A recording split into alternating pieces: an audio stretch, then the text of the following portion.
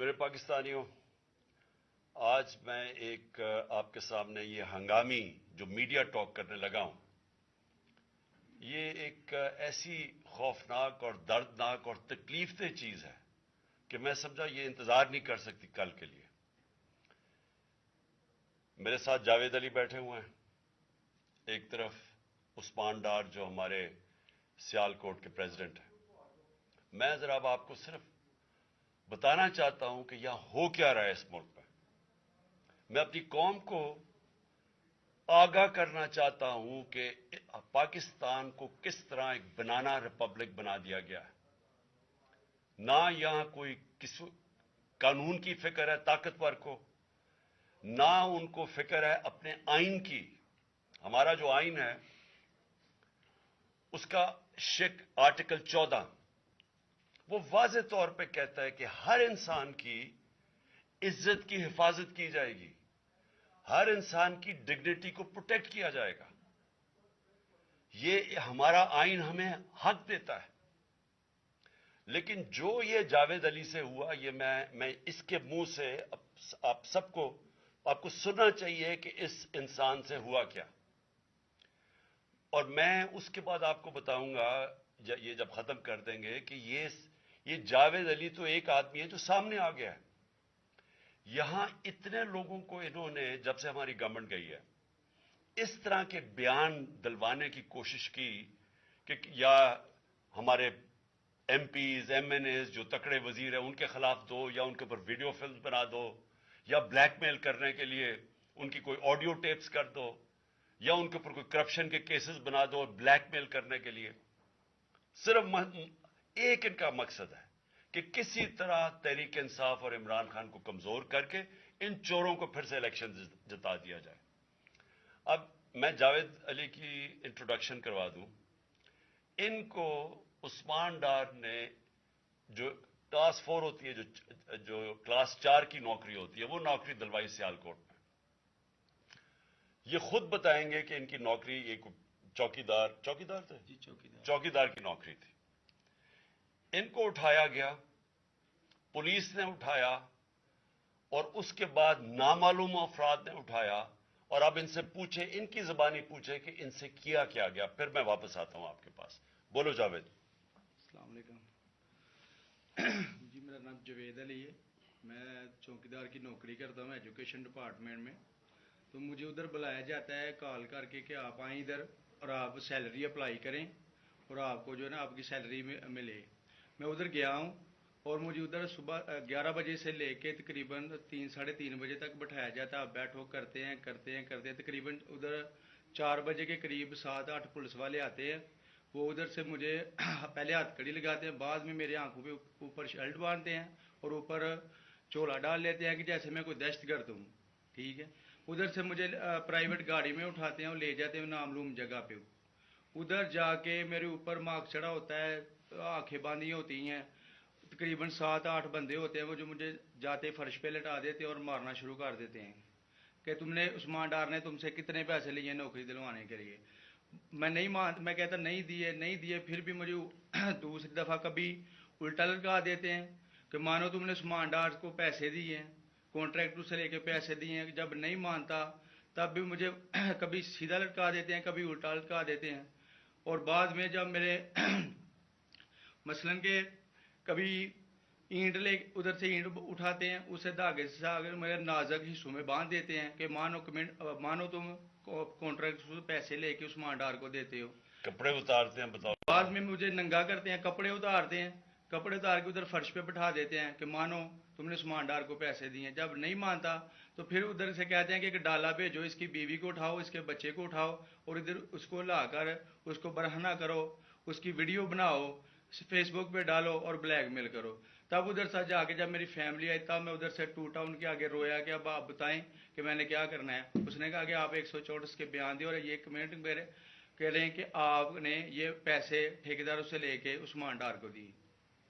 یہ بتائیں آپ کہ کوئی یہ سب چپ ہو جاتے تھے جب کوئی آتا تھا ایک ادھر آدمی؟ جب میری تو آنکھیں باندھی ہوتی تھی ٹھیک، اس وقت جب کوئی آتا تھا ادھر کوئی افسر آتا تھا، یہ کہتے تھے کہ بڑے صاحب آ گئے ہیں، بڑے صاحب آ گئے ہیں، اور سب سائلنٹ ہو جاتے تھے۔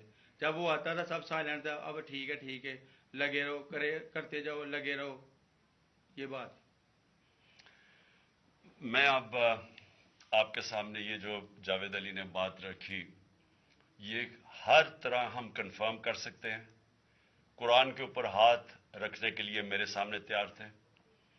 یہ عثمان ڈار کو پھنسانے کے لیے، اس کو کرپشن کیسز میں لانے کے لیے، یہ ساری چیز، یہ جو اس سے 164 کا بیان دلوایا گیا، اور پھر بیوی بچوں کو ساتھ والے کمرے میں لا کے ان کو کہا کہ اس کو ننگا کریں گے. یہ سیدھی بات بتائے، بیوی کو کہا کہ اس کو ننگا کر کے اس کی تصویریں بنائیں گے اور پھر فیس بک پہ چلائیں گے. میں آج اپنی بڑے رسپیکٹ سے، میں اپنی عدلیہ سے، میں اپنی چیف جسٹس صاحب سے کہنا چاہتا ہوں کہ دیکھیں، میں اب سے نہیں، جب سے ہماری حکومت گئی ہے، میں تب سے کہتا رہا ہوں کہ ہمارے بنیادی حقوق کی حفاظت کون کرے گا. شہباز گل کو اٹھایا، اس کو ٹارچر کیا گیا، اس کو ننگا کیا گیا، اس کو لٹکایا گیا اوپر، اس کو مارا گیا. اس سے بیان دلوا رہے تھے کہ عمران خان کے خلاف سٹیٹمنٹ دو، جو اس کو کہہ رہے تھے عثمان ڈار کے خلاف سٹیٹمنٹ دو. اس کو میں تب بھی، میں نے صرف ایک میرے منہ سے نکل گئی اور اس سے میں نکل گئی کہ ہم جس جج نے ان کو ریمانڈ دلوایا تھا واپس، شہباز گل کو واپس جیل میں، جب وہ ٹارچر ہوا تھا، تو میں نے کہا قانونی کارروائی کریں گے. میرے اوپر کنٹیمپٹ نوٹس کیا گیا، لیکن کوئی کسی نے ایک کسٹوڈیل ٹارچر ساری دنیا کے اندر منع ہے. کسٹوڈیل ٹارچر کے اوپر کچھ نہیں ہوا. پھر اعظم سواتی کو اٹھایا گیا اور ساری قوم کے سامنے جو اعظم سواتی نے اپنے زبان سے بتایا کہ اسے کیا گیا، ایک ٹویٹ کے اوپر، اس کا صرف ایک ٹویٹ کر دی تھی اس نے کہ NRO2 باجوہ نے دیا، جو سب قوم جانتی ہے. اس کے اوپر جو اس سے کیا گیا، پھر ویڈیو بھیجی گئی اس کی بیوی اور اس کی بیٹی کو. ایسی چیزیں اس ملک کی تاریخ میں کبھی نہیں ہوئی، یا میں تو نہیں کبھی سنی تھی ایسی چیزیں. شاید دہشت گردوں سے ہوتی ہوں، شاید کوئی باہر کے جاسوسوں سے ہوتی ہو، غداروں سے، لیکن اپنے شہریوں کو اس طرح کرنا اس ملک کی تاریخ میں کبھی نہیں ہوا. میں نے، جب مجھے گولیاں لگی، میں نے تب چیف جسٹس صاحب کو پہلے مخاطب ہوا. میں نے کہا دیکھیں، جنہوں نے مجھے یہ قتل کرنے کی کوشش کیا وہ سارے اقتدار میں بیٹھے ہوئے ہیں. اس میں یہ جو ایک آدمی ڈرٹی ہیری جب سے جنرل باجوہ لے کے آیا یہاں، تب سے یہ تشدد شروع ہوا ہے. شہباز گل کا، اعظم سواتی کا، مجھے گولیاں لگی. یہ جو داستان آپ سن رہے ہیں، سوشل میڈیا کے بچوں سے پوچھیں، جب سے یہ آدمی آئے ان سے اٹھ کے کیا ہوا. ان کو بند کمروں میں کپڑے اتارے گئے، ذلیل کیا گیا. ایک ماں باپ نے مجھے کال کی، انہوں نے کہا ابھی تک ان کا بیٹا نارمل نہیں ہوا. اس سے اوپر اتنا تشدد کیا کہ وہ ابھی تک نارمل نہیں ہوا. اور میں ان کو کہا، جس طرح اس کو جاوید کو کہا میں نے سامنے آؤ، سب ڈرتے ہیں، نامعلوم افراد سے سب ڈرتے ہیں، اور کوئی کسی قسم کی پروٹیکشن کسی کو نہیں ہے، کیونکہ یہ قانون کے اوپر ہے، یہ جو مرضی کر لے، کوئی ان کو بچانے والا نہیں ہے. کوئی جاوید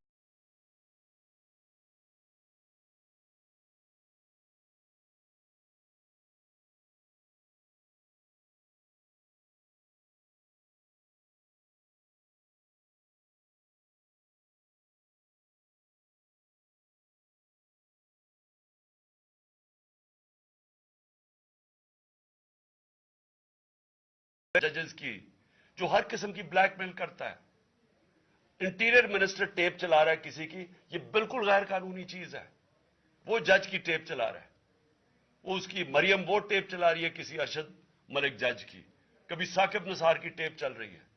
یہ کسی مہذب معاشرے میں یہ چیزیں نہیں ہوتی. یہ کنٹرول کے لیے، عدلیہ کو کنٹرول کے لیے صرف یہ سارے حربے استعمال کیے جا رہے ہیں. میں آج اس پلیٹ فارم سے اپنے چیف جسٹس اور اپنی ہائر جوڈیشری کو، امید تو صرف آپ سے رہ گئی ہے.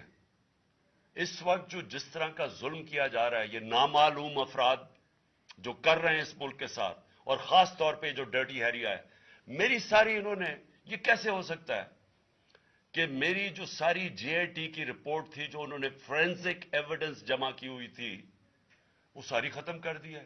ان 4 آفیسرز کو پھر اوپر بٹھا دیا ہے جن کے اوپر پروسیکیوٹر جنرل نے کہا تھا کہ انہوں نے میری جے آئی ٹی کی ایویڈنس سیبوٹاج کرنے کی کوشش کی. اس نے ٹیررزم کورٹ کو بتایا ہے, ان کو واپس لا کے اوپر بٹھا دیا ہے. یعنی اس سے انصاف ملے گا؟ ساری ایویڈنس ختم کر دی ہے. تو ہمیں کدھر جائیں گے ہم؟ میری ریکویسٹ ہے چیف جسٹس صاحب, یہ جاوید علی کی, اس کے اوپر سو موٹو ایکشن لیں, پتہ چلائیں کہ یہ کون لوگ ہیں. اور اوپر سے اس نے نامعلوم افراد نے اس نے سنا کہتے ہوئے کہ پولیس کے اوپر سارا الزام لگانا, پولیس کو پنچنگ بیگ بنانا اور کچھ نہ کہنا, نہیں تو ہم تمہیں یہ کر دیں گے, مار دیں گے. دیکھیں جی, وقت آ گیا ہے. میں اپنی جوڈیشری سے یہ کہنا چاہتا ہوں کہ یہ جو بھی آپ کا سب سے بڑی جوڈیشری کی سب سے بڑی ذمہ داری ہمارے بنیادی حقوق کی حفاظت کرنا ہے. یہاں جس طرح یہ رجیم چینج کے بعد جس طرح بنیادی حقوق ختم کیے گئے ہیں, لوگوں کو لاوارث چھوڑ دیا ہے, سمجھ نہیں ہے لوگ جائیں کدھر انصاف کے لیے. ہم نے ایک پرامن احتجاج جیل بھرو تحریک شروع کی. جو لوگوں کو اٹھا کے لے کے جا رہے ہیں, ان کو کپڑے نہیں دے رہے ہیں, ان کو دور دور لے گئے ہیں, کسی کو اٹک ڈرانے دھمکانے سے خوف پھیلا رہے ہیں. ایک طرف ایک پرامن احتجاج تاکہ ملک میں نقصان نہ پہنچے. اب ہماری قوم آگے مشکل میں ہے, مہنگائی میں ڈوب گئی. کبھی پاکستان کی تاریخ میں 41% مہنگائی انفلیشن نہیں ہوئی. چھوڑ کے گئے تھے 12% تھی, آج 41% ہے. ہم اس کے احتجاج کریں کہ چور اوپر بٹھا دیے, این آر او مل گیا ہے, پکڑ کے یہ حالات ہوتا ہے, سب کو ڈرانا دھمکانا, جرنلسٹ کو, صحافیوں کو, ٹی وی چینلز کو. تو میں صرف چیف جسٹس صاحب اور آپ اپنے سپریم کورٹ سے آج خاص درخواست کرتا ہوں کہ یہ جاوید علی کی کہانی سنیں, پوچھیں کون ذمہ دار ہے, کہیں تو لائن ڈرا کریں کہ اب تو ان کو خوف تو ہو کہ کوئی کھڑا ہے ان کے لیے, عوام کے لیے, عوام کے ساتھ کھڑا ہے. کوئی تو ایکشن لیں تاکہ عوام کو کوئی حوصلہ ہو کہ ہماری عدلیہ ہمیں بچائے گی. کون بچائے گا جاوید؟ سوچیں کہ بیوی بچوں کو ساتھ والے کمرے میں جا کے کہتے ہیں اس کو ننگا کر کے ہم اس کی تصویریں بنائیں گے. یہ کون سے معاشرے میں ہوتا ہے؟ یہ کوئی غدار ہے؟ کوئی ایک چوکی دار کی کلاس 4 کی نوکری کر رہا ہے, اس سے اٹھا کے یہ کیا کہ جی اس کے خلاف ایویڈنس تھے کہ وہ دیکھیں جی کتنا آپ نے اس کے لیے کتنی پتہ نہیں کدھر سے اس نے کلاس 4 کے چوکی دار نے پتہ نہیں کیسے پیسے بنا کے دینے تھے اس کو, لیکن کوئی ایویڈنس مل جائے تاکہ کسی طرح تحریک انصاف کا جو سیالکوٹ کا ہمارا ڈسٹرکٹ کا پریزیڈنٹ ہے اس کو کسی طرح گندا کیا جائے اور اس کو کسی طرح نااہل کیا جائے, کسی طرح اینٹی کرپشن میں آ جائے.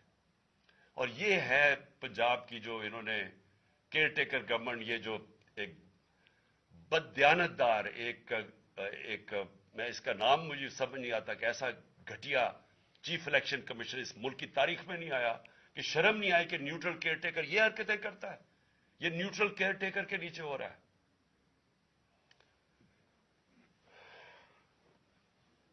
بہت بہت شکریہ.